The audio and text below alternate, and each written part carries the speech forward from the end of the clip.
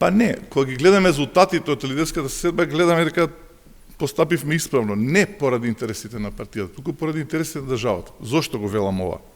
Се глорифицира прво самиот механизам наречен лидерски средба.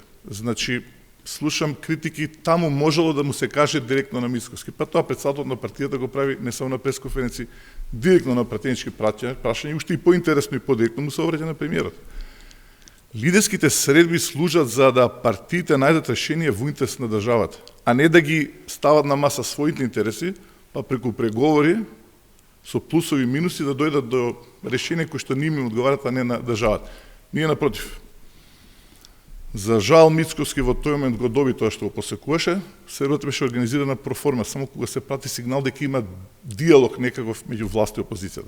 Зошто другите партии отидоа таму е јасно, но СДСМ нема да биде и никош нема да даде алиби за тоа што случува кај нас, бидејќи ако присуствувавме, тоа значи дека Македонија функционира нормално, дека нема криминал, дека нема притисок врз судството, дека нема притисок врз медиумите, а всушност се случува обратно.